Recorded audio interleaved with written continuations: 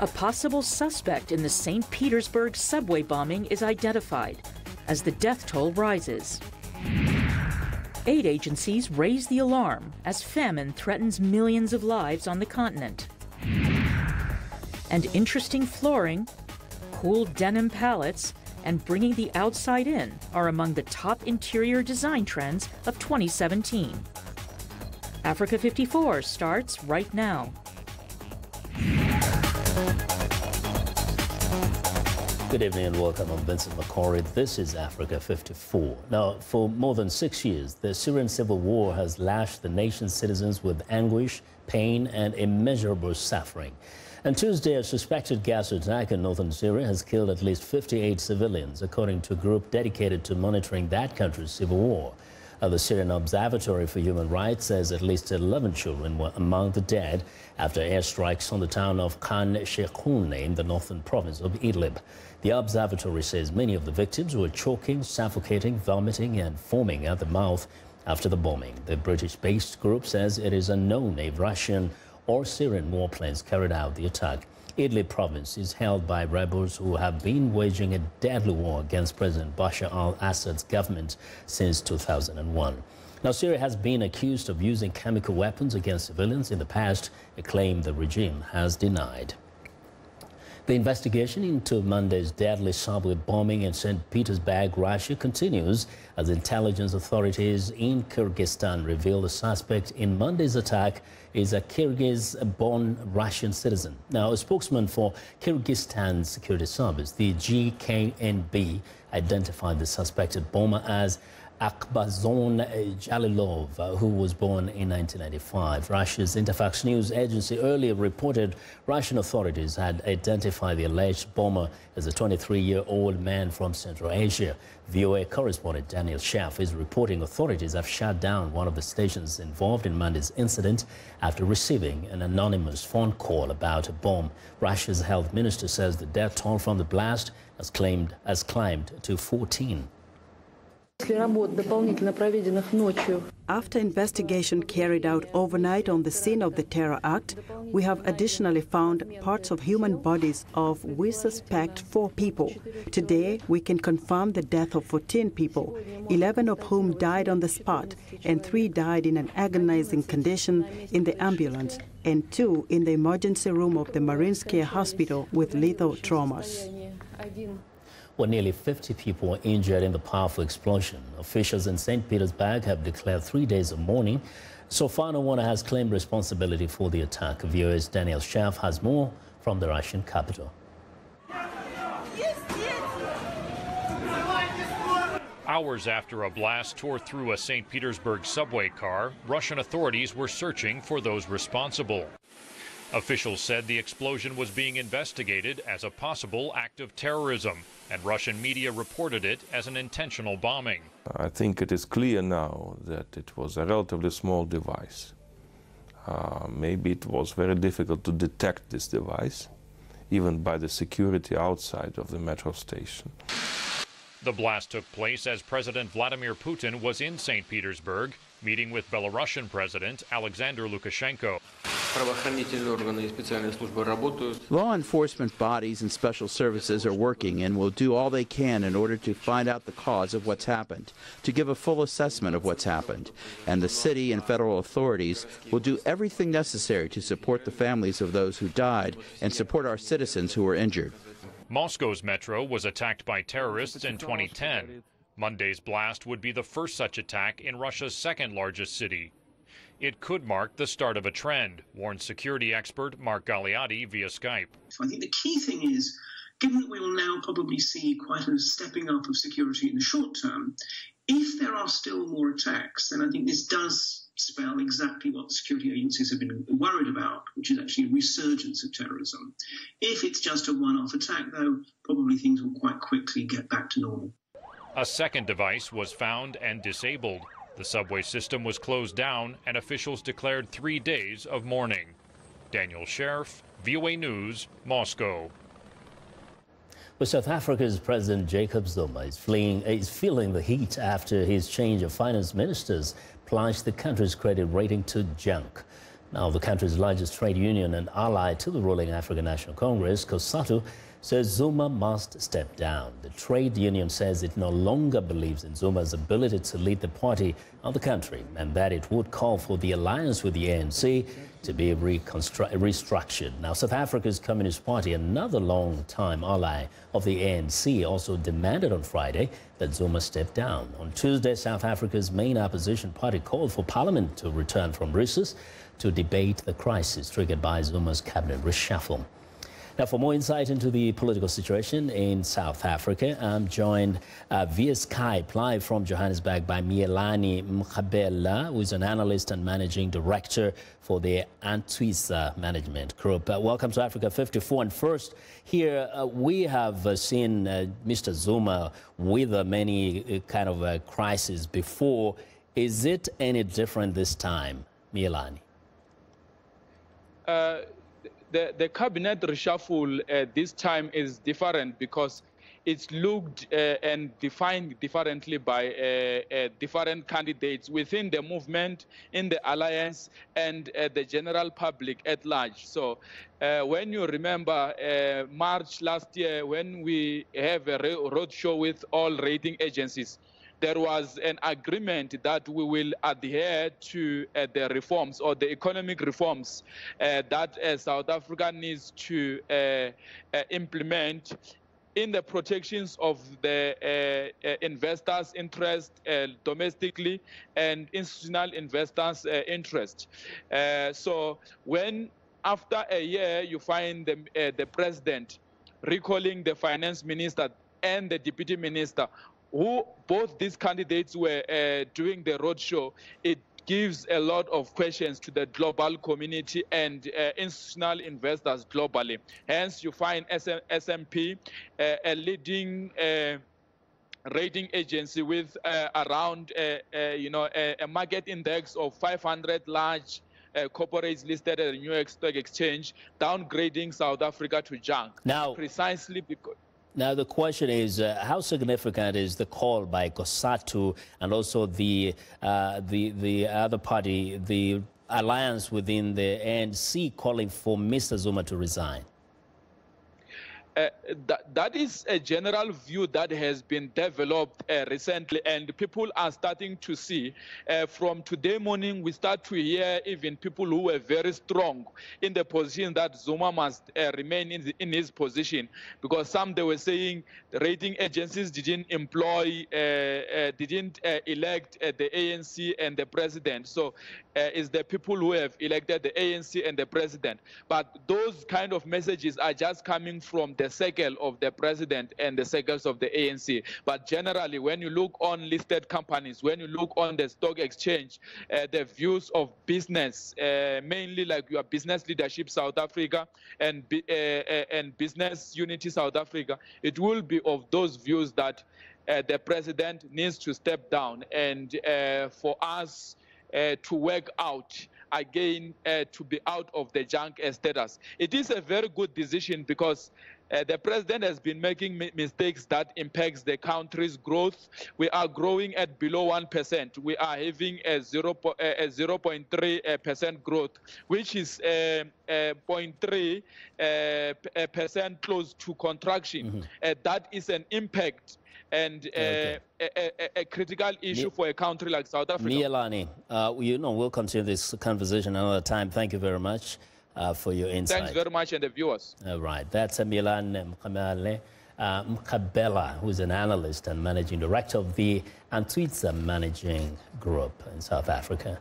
Well, now, U.S. President Donald Trump is pledging support for Egypt's efforts to defeat terrorism and violent extremist groups. During a meeting with Egyptian President Abdel Fattah el-Sisi Monday at the White House, Trump also spoke of his plans to increase spending on U.S. defense to meet the terrorist threat. VOA's Larissa Hoke reports. Trump praised his Egyptian counterpart for doing a fantastic job in a very difficult situation and said the United States will provide military and other support to Egypt's fight against terrorism. We are rejuvenating our military to the highest level. I think in these times, probably more than ever before, or certainly almost more than ever before. That's what we need. And I just want to say to you, Mr. President, that you have a great friend and ally in the United States and in me. The Egyptian president said he admired Trump's tough stance against terrorism and pledged his cooperation. You will find Egypt and myself always beside you very strongly and very openly in bringing about an effective strategy to counter terrorism. The cordial meeting at the White House signals a change in relations after a few years of cooling during the Obama administration, which was critical of Sisi's handling of the unrest in Cairo. But the difference is more in tone than in substance, says Middle East expert Paul Salem. Keep in mind that even under the Obama administrations, the relations largely continued. You know, the military assistance, it was suspended for a while, cooperation on intelligence, economic aid, diplomatic cooperation. Paul Salem, speaking to VOA via Skype, also said Trump used the meeting to advance his own political agenda. Egypt is the biggest Arab country. It's important in relations with Israel, with the peace process. It's important in regional diplomacy and politics for Libya, for Syria. It's important in the fight against ISIS. So it has many reasons, and I think as President Trump is starting his administration, he's trying to make as many friends as possible. But an Egyptian analyst expects U.S.-Egypt relations to change. The Trump administration is committed to a foreign policy focused on American interest, America first. America will not do as before, by getting involved to back an ally or back a president to keep him in office. The Egyptian analyst also says that moving the U.S. embassy in Israel from Tel Aviv to Jerusalem would undermine the Egyptian president's influence in the region. Zlatica Hoke, VOA News, Washington. Well, we want to know what you think about Africa 54 and the stories we cover. Join the conversation on Facebook. The address is Africa 54. We're also streaming our show live on Facebook, so check us out and share our show with your friends. Also, check out our headlines 24/7 on voaafrica.com. Find me on Twitter at VOA Vince McCory. Coming up, as hunger emerges as one of the great humanitarian crises of 2017, a closer look at the possible impact on the continent's children. Stay with us.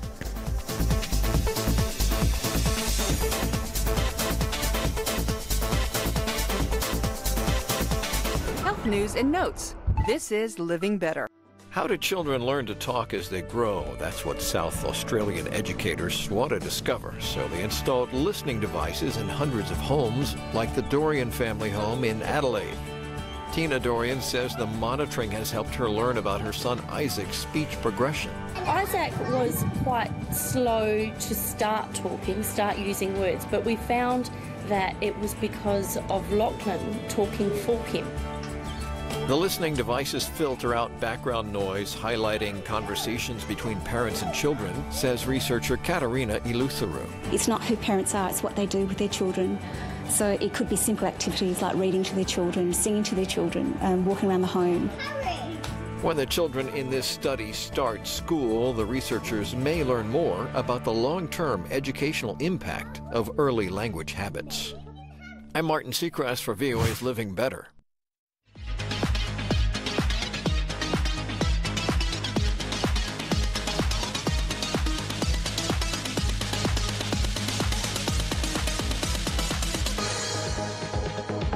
Well, it's time now for our health report, and joining us now is Africa 54 health correspondent Lino Madu with an in-depth look at hunger on the continent. Lino.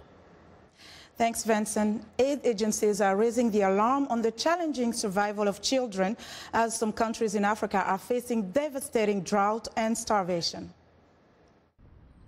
The United Nations Children's Fund warns that the number of children being put at risk in Somalia is alarmingly increasing as the country copes with a devastating drought and starvation.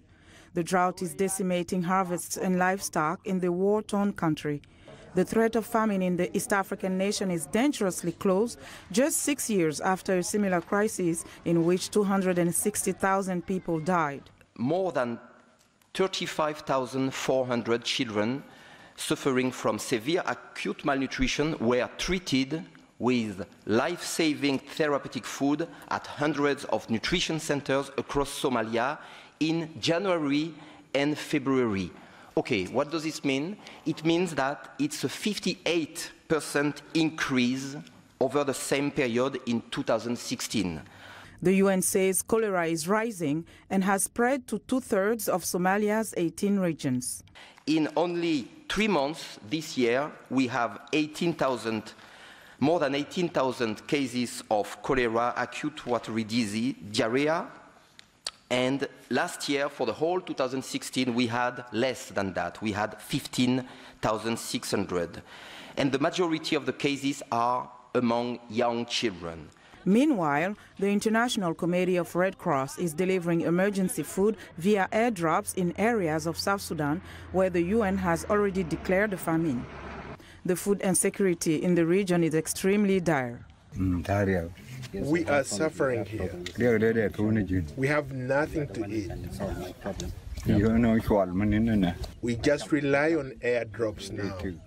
Food, I mean, it can last only 1 month, and then when we finish distributing food, they need some support, and that's why this time in Mar we are distributing not only food, and we also want to distribute some kind of season tools so that they can produce food for the next season, and thus, help them to restore their food production. South Sudan continues to be mired in a conflict that has split the nation along ethnic lines and forced more than 3 million people to flee their homes. The UN says nearly half of the nation's population, some 5.5 million people, face food shortages. And South Sudan is not alone. According to the Famine Early Warning Systems Network, 70 million people worldwide will need food assistance this year, a level it says is unprecedented in recent decades. Joining us to discuss the issue is Edna Ogwangi, Chief Impact Officer for Rise Against Hunger, a global social impact organization that aims to provide nutrition and life-changing aid to the world's most vulnerable. Edna, welcome to the show. Thank you. So what do you make of what we are seeing around the world with regards to hunger, and especially when it comes to sub-Saharan Africa? Hunger is really a devastating issue, and it's really alarming to see how people are dying. It's a solvable issue if we put our heads together. Specifically in Africa, we are seeing a lot of hunger issues around in certain countries, which we can actually prevent. And when we look at some of the causes, they are man-made, sometimes natural disaster. But this seems to indicate that to some extent we can predict when hunger will come. Is it preventable then, if we can predict it? Absolutely. Hunger is preventable if we can be able to bring some solutions on the table. But are people ignoring the signs, the warning signs? We are actually seeing that people are not ignoring. People are bringing their solutions together. I would like to highlight that in this development space, we do have the hunger scales that we measure, which is an integrated phase classification. That's what we call. It was launched in 2007 by various NGOs and the governments. And we are looking at the measurements that we are seeing right now on the emergency and catastrophe phase. So what we really need to do is put our heads together and help these countries. You mentioned a very important point on man-made. Really, on the policy side, we can solve the man-made crisis, which are conflicts. But also on the non-man-made, which is natural disasters, we could do more resiliency programming, which could help us to mitigate the climate change effects. And speaking of solutions, Rise Against Hunger, the organization that you are working with, the mission is to end hunger in our lifetime. Is this even realistic, and how is the organization doing that? It is possible, and really I believe it's a realistic goal. Again, I mentioned about putting our heads together and bringing solutions together. Hunger cannot be solved by one organization or one individual. As Rise Against Hunger, what we are doing is we are putting our heads together. In 2015, the Sustainable Development Goals were launched by United Nations. And one of the key goals was Sustainable Development Goal number 2, which is to end hunger and create food security. Now, if we can put our heads together and bring those solutions together, a lot of NGOs do that, but also our local communities, especially in Africa, have those solutions. If we can involve those local communities, we can bring our minds to solve that hunger issue.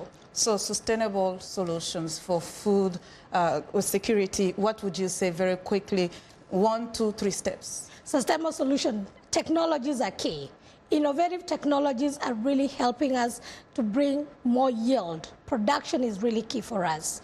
Number 2, we need to make sure that we mitigate the climate change issues. It's real, and we have to take that caution.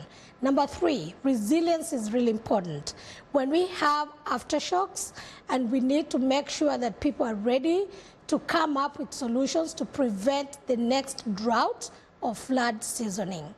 So very quickly then, do you stay optimistic when we look at the images of drought in sub-Saharan Africa in particular? It's very devastating.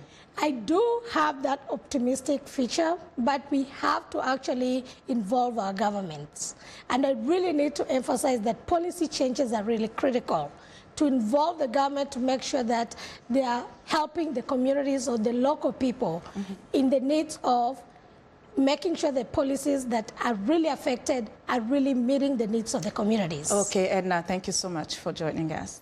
Thank you. And Edna Ogwangi is Chief Impact Officer for Rise Against Hunger. Now, severe drought is threatening the lives and livelihoods of Somali herders.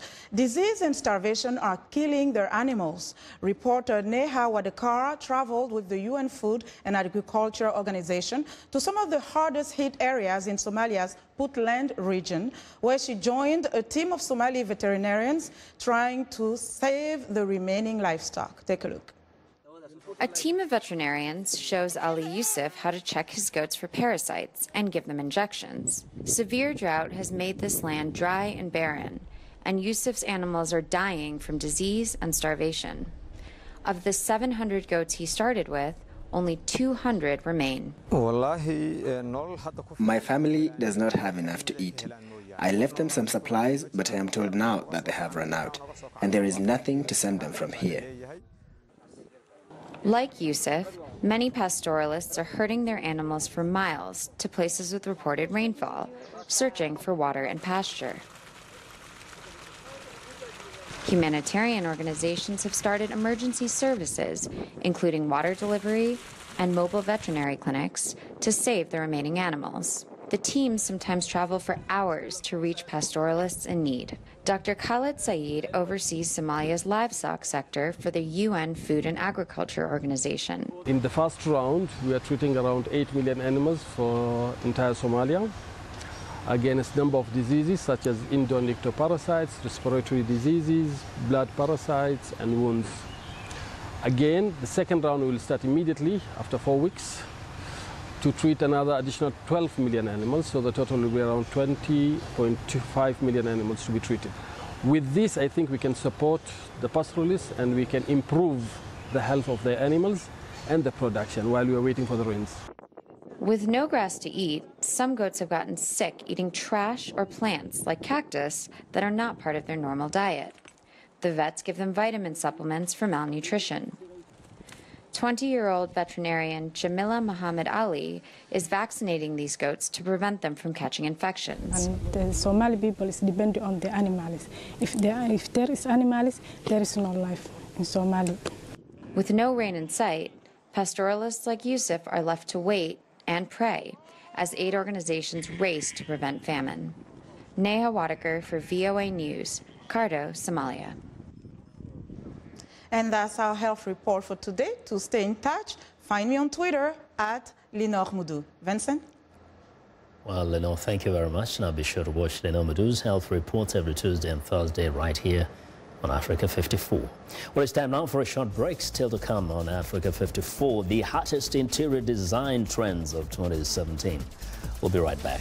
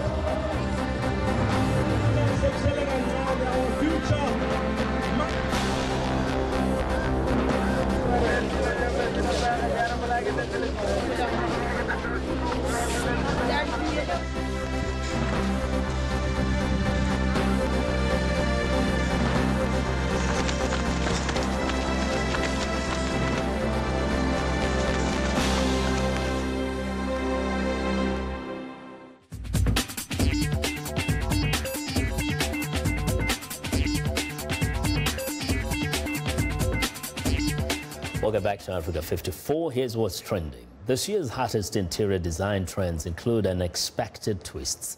That's according to designers at the Ideal Home Show in London, who are demonstrating the latest design solutions for modern living. This year, flooring comes first in a fashionable home, according to Good Homes magazine. If you've not managed to keep up with this season's trendiest colors, then imagine a pair of faded blue jeans. Denim blue is on trend for 2017 for walls and upholstery. Bringing the outdoors in is also all the rage, from a living wall containing vegetables and plants to outdoor furniture that is fit for the home. Well, next up, healthy comes with a high price tag in Hong Kong. From luxury supermarkets to outdoor stalls, expensive premium produce is increasingly on show and sought after by customers. At Hong Kong's vibrant fruit market, a Malaysian durian and Tasmanian cherries go for over $70. On the shelves of high-end supermarket City Super, a single Japanese strawberry recently fetched a whopping $21. Each strawberry is nestled on a paper pillow encased in a glossy cardboard box. The appetite for pricey fruit from far afield reflects a quest for what consumers see as clean, fresh produce, even if it has traveled thousands of miles. Well, and finally, clothing factories in Tajikistan are churning out brightly colored national dresses amid a surge in sales. And it's not just because of the arrival of spring. An increasing number of female officials, teachers and students have been wearing the atlas and other traditional dresses following a recommendation by the Central Asian country's government. Now, the authorities have campaigned against Arab-style head and face coverings like the hijab as part of a crackdown that has also included forced beard shavings. The government claims that over 1,000 Tajiks have joined the Islamic State group in Iraq and Syria, and points to foreign Islamic clothing as being a sign of radicalization. And that is what is trending today. And that's our show for today. Be sure to watch Africa 54 on our website at voaafrica.com. For more news, tune in to VOA's evening radio show, African News Tonight at 1800 UTC. That's all from us. Have a good night for tonight.